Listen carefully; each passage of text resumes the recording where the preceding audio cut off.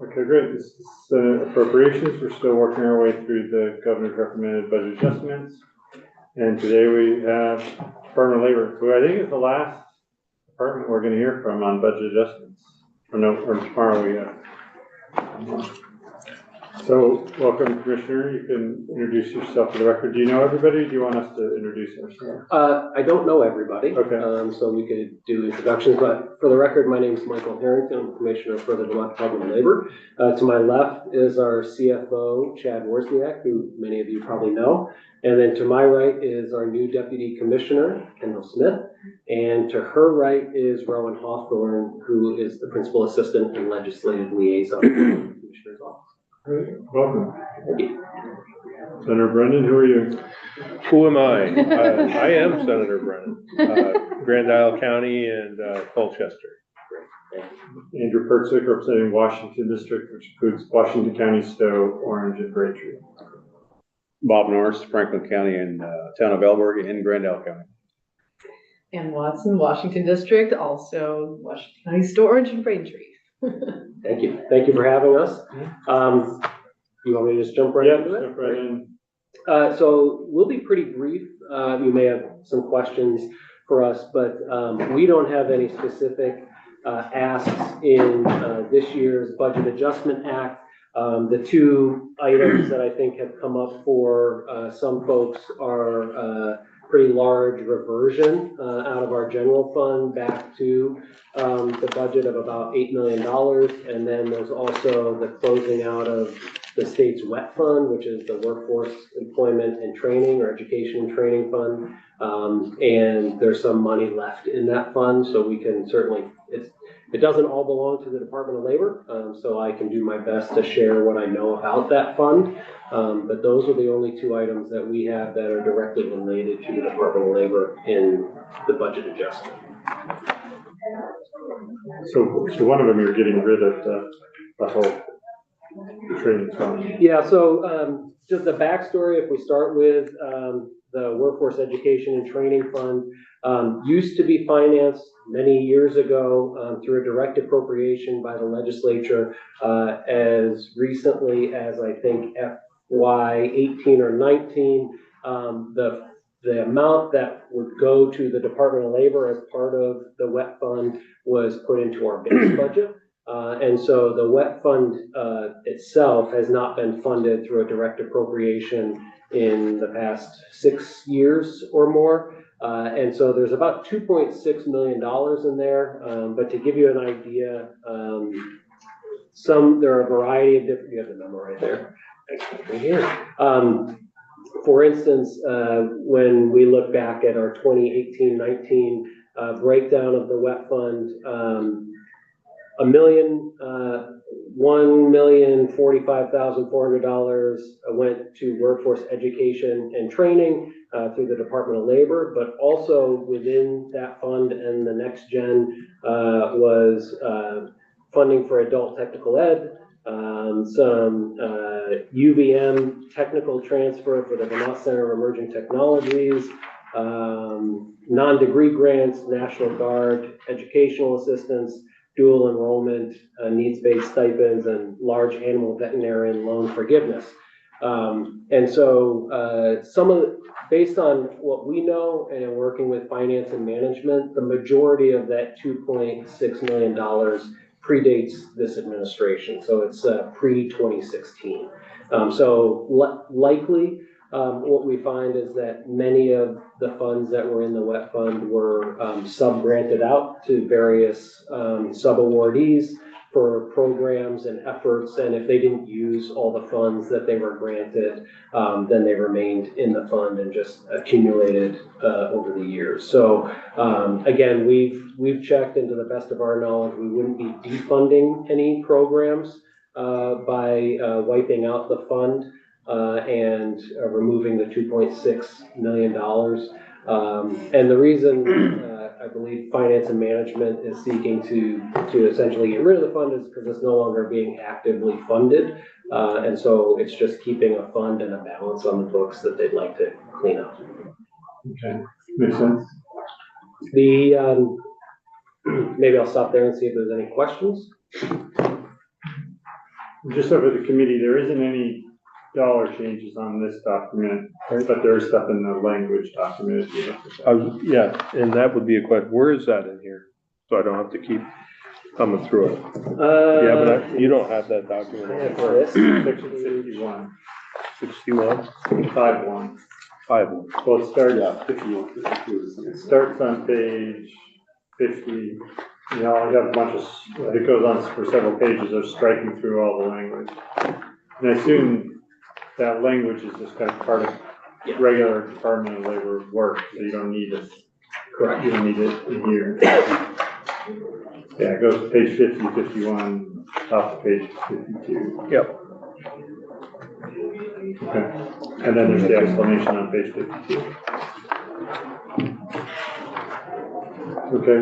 And then the other was $8 million going back to the general fund.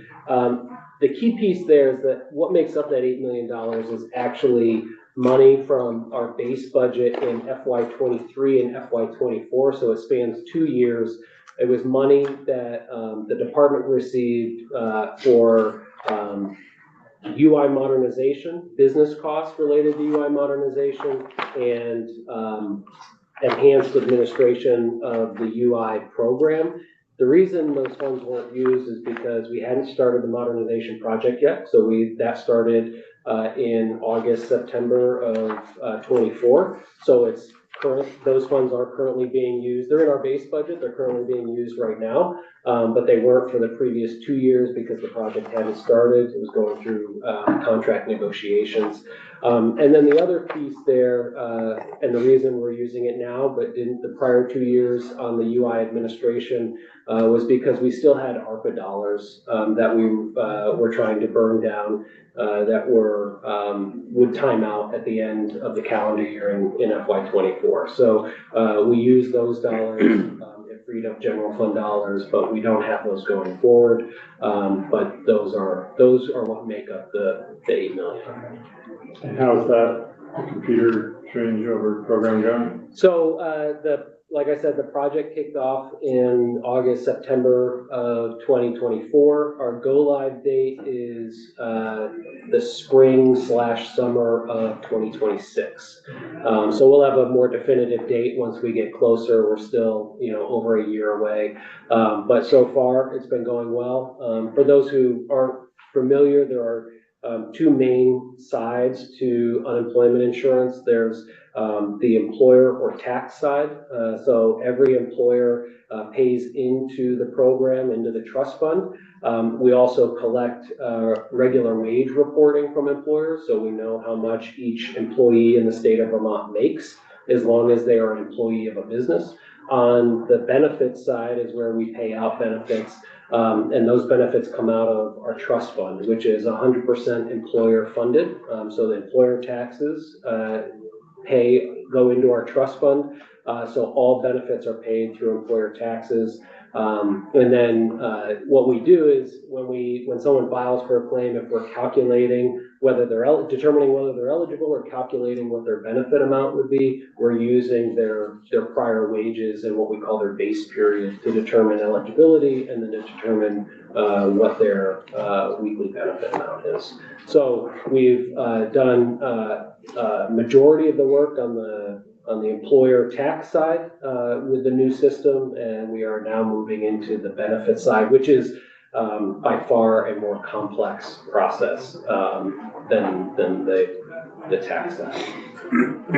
How is the trust fund doing these things? The trust fund is at a relatively healthy amount. I don't have the most recent number, but it's a little over 300,000. 300 million.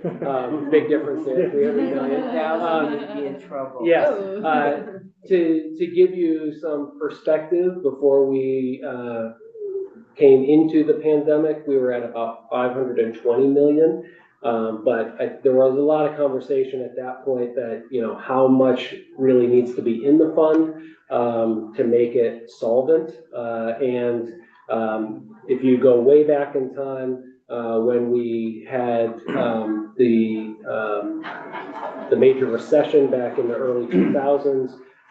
We ended up draining our trust fund and spending roughly around 350 million out of the fund. We ended up borrowing money from the federal government. During the pandemic, we used roughly around a little over 300 million. So again, we are back up around at least how much was utilized during the pandemic.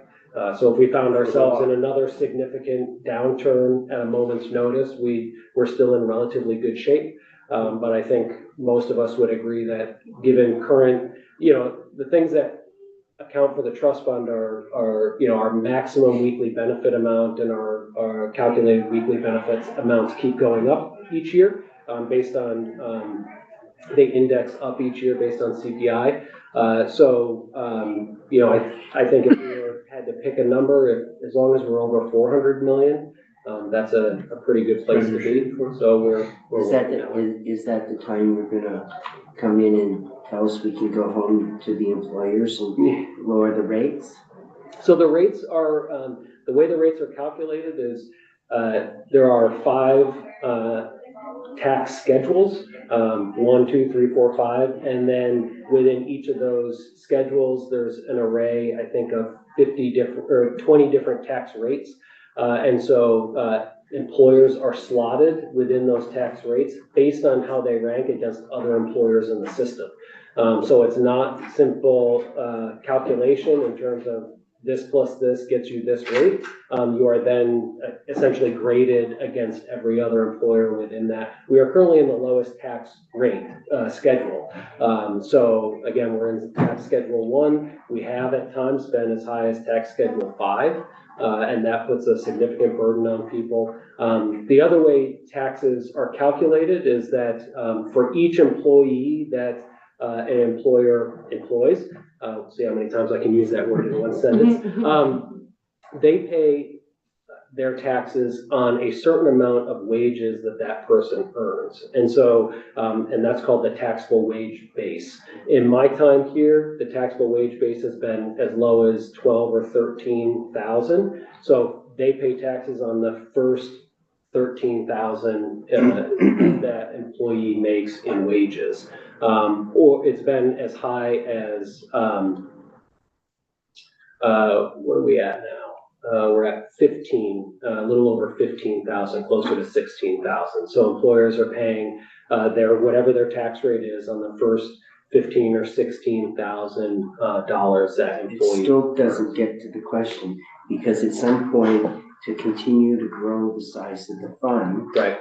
And I'm not saying now is the time to do it, but at some point you're going to get to growing the size of the fund where for our own businesses, which many will tell you it's expensive to do business here, that it will be time that we, if we keep doing it.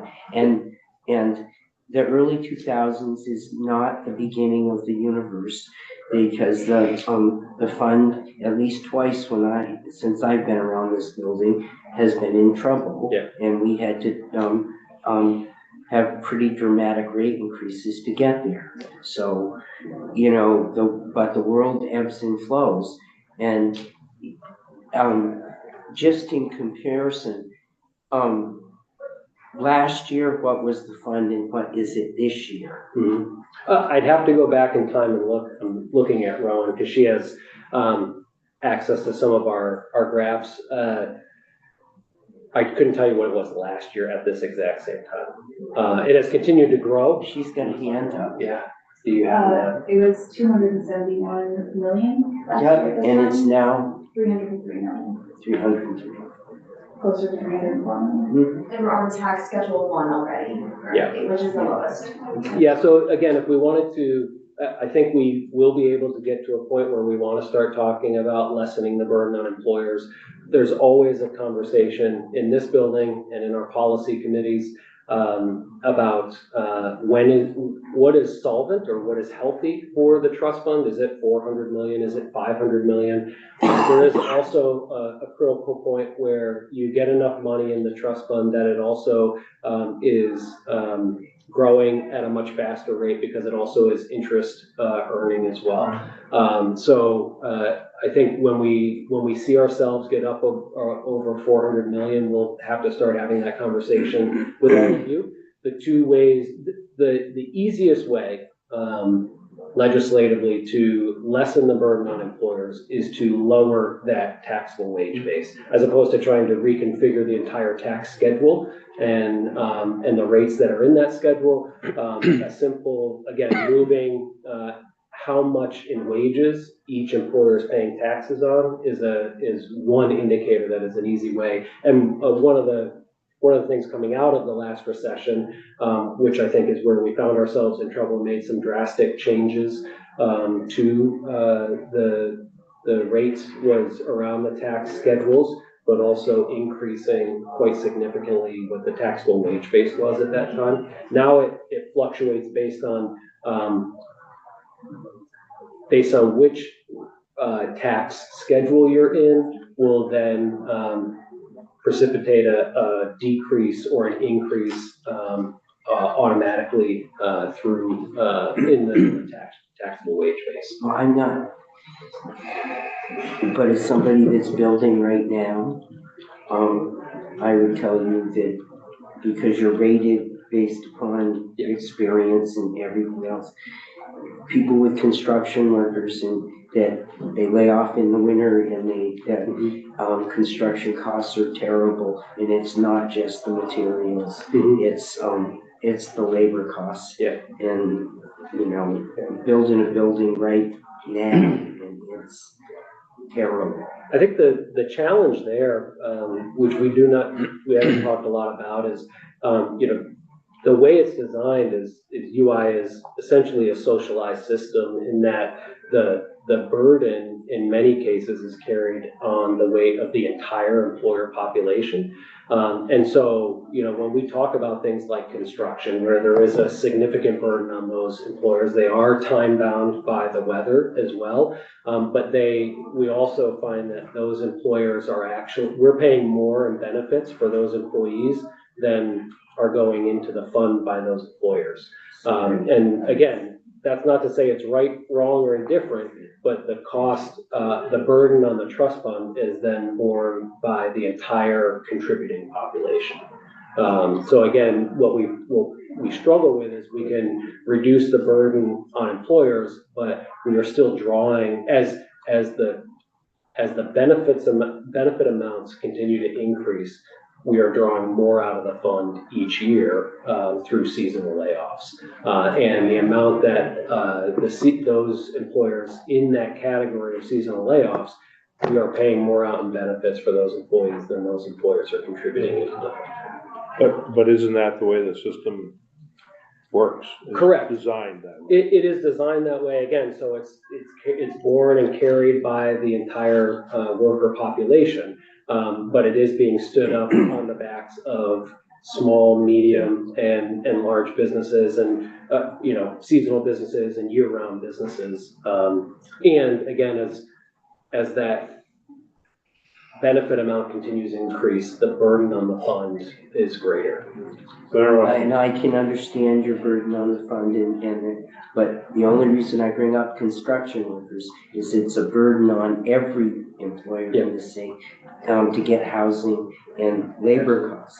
So at some level, if a sector, we could find a way to loosen the load just a little on them, it's in everyone's benefit. Yeah, so federally, we're not able to do that. So we are federally required to treat. We can't pick sectors. All employers contributing into the fund under federal law have to be treated the same. They can't be calculated different. They can't be given tax breaks that other employers don't have access to. And does the feds come into it just when you need to borrow money, or are they also? No, it's it's a predominantly federally funded program. So probably about 60 to 75% of our program is federally funded, and it's heavily federally regulated. So again, it's mostly regulated through the federal unemployment insurance program. What would you say overall the department, how much time, effort, money is spent on UI compared to all the other things? Is it like 90% or is it like? Whose time? Well, I guess it's is like overall, so I'm just like the effort of the department, is it? So again, some of you are probably more familiar. So we have 4 major divisions. Unemployment insurance at this point probably takes the most amount of tender love and care, in the sense that the system is so aging and the disruption that is causing impacts all of our worlds, including yours. Like, is that the problems that we had during the pandemic continuing? It's just not as great because there's not as many. Correct. Okay. But a lot of the pain we feel now comes from things we did during the pandemic to make the system work for Vermonters. Workforce development is our other major program, and I would say probably takes equally or maybe slightly less the amount of time, but we are in a workforce crisis in this state, and so workforce development, employment and training, upskilling our workforce, and ensuring that people can stay here and find jobs here is our core function, and that employers can find talent. And then our 2 other programs, workers' compensation and workplace safety, are one division. And then the 4th division is our labor market information division. So you may at times have Matt Barowitz come in, who's our chief economist, and he could also share. He produces, and it probably should be out, I'm thinking next week, if not the following week, our annual trust fund report. So that will get into the health of the fund, our trajectory, where we are in the tax schedule, and things we could, again, recommendations if there are any. His shop produces the UI trust fund. Does anybody else oversee the fund? Like, do you have, like we have on the pensions, we have outside, counsel and the ADACs and things like that. Do you have something similar? Do you have the Fed saying whether they think the trust fund is adequate? So yes, it is somewhat overseen by the federal government, the funds, and I'll look to Chad here to jump in as well. The funds themselves rest at the federal treasury, and we draw them down on a weekly or daily basis to pay benefits.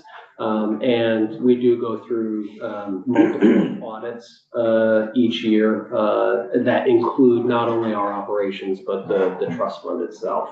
But there isn't a third-party manager. So basically, you or the department that makes that decision that Senator Weston was talking about, like when is it solvent? Yes, and the legislature, right? So when we talk about what is that solvent level and how might we be able to reduce the burden on employers, that's a conversation we'll have to have with the legislature. There isn't power afforded to the commissioner to simply just change the way we tax employers. When you feel comfortable with that number and we are comfortable with it, do the feds oversee whatever we decide, or do they look at you and say that's not enough, we're not happy with No, that? they don't. And so the interesting thing, for good or for bad, is that Vermont has been in a very, at least in recent history, a very proactive place of making sure the fund is healthy.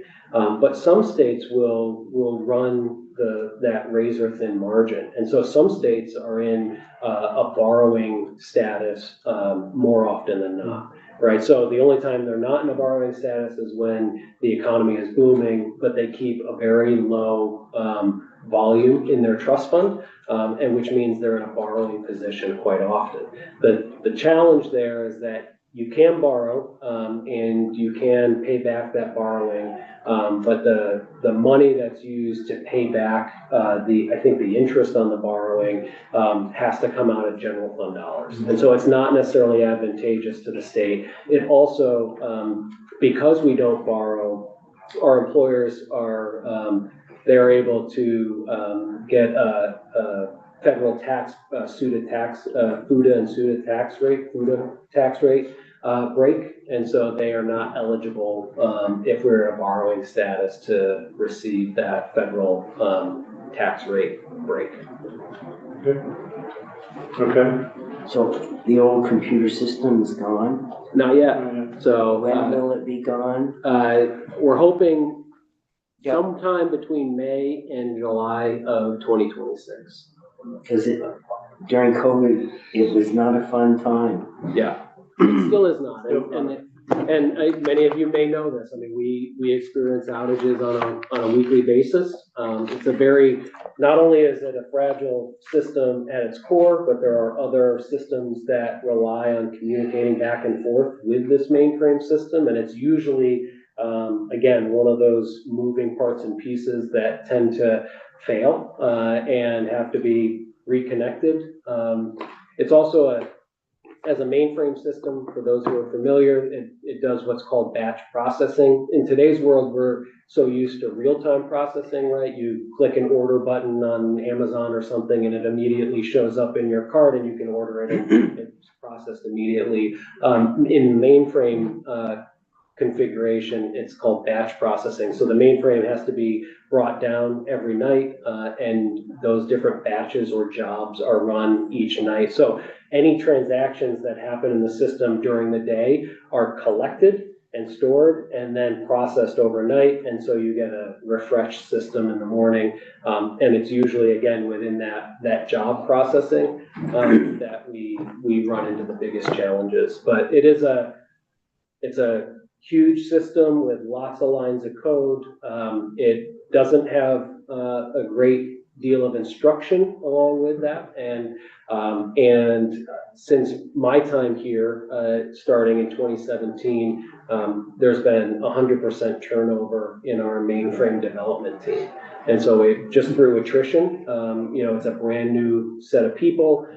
There were a lot of things, for instance, we had a system that was probably just slightly not as old as the mainframe itself, that allowed our staff on the call center essentially to use an application that easily allowed them to collect the information for opening a new claim. And that application then shot that information over to the mainframe based on the way it was configured, and it would be processed overnight. And it took roughly, I would say, 7 to 8 minutes to take a new claim over the phone, open a new claim. Now it takes about 25 minutes because that application no longer can be configured to connect with the mainframe. One, based on age of servers and applications and operations. And so we've gone around and explored that multiple times. And so a lot of what was automated or semi-automated pre-pandemic is now a heavily manual process. In the money for Senator Wilson? Oh, sure. So, I'm just thinking about the other departments that have come in, and a lot of folks are seeing this increase in service level agreement, but that is not something that's on your radar. Well, I guess I'm wondering about like the relationship that you all have with ADS. Yeah. Especially in relation to this. So again, our team that works on our technology is either predominantly ADS or subcontractors of ADS, depending on the skill, right? So some of these are COBOL mainframe technicians, coders that we don't necessarily carry on staff here at the state. Our service level agreement remains for the most part steady. And that's, I think, because it's been a high touch system from the beginning and at least the conception of ADS. So we don't see huge spikes in the service level agreement because it's already very high touch. I think the hope is that, there may be some savings that are actualized in the new system, but there's a whole lot of other needs that we have related to technology at the department. And so I think, again, freeing up the staff to focus on other items would be also very helpful for us. And I think you have all the money to get to that 26. I would say the reason I'm hesitating is there may come a time as we get closer where we're slightly off. Like I know that, and I don't want to speak for ADS, I'm not fully read into,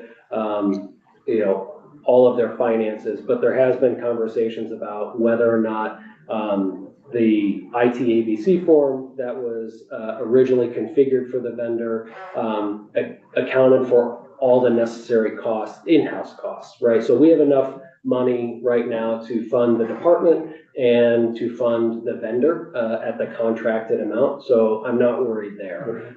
Where we may see an increase again, and that's just things that are known now, weren't known then, is maybe on the ADS cost to the project. But I don't see it being a substantial amount. It's Nothing like the money we put into it in the past years. correct, and it's for the vendor itself, it's roughly a $28 million contract, and we were 28 to 30, we were appropriated 30, so we're in a good space with that vendor. Good. Okay, any other questions for the commissioner or the deputy commissioner?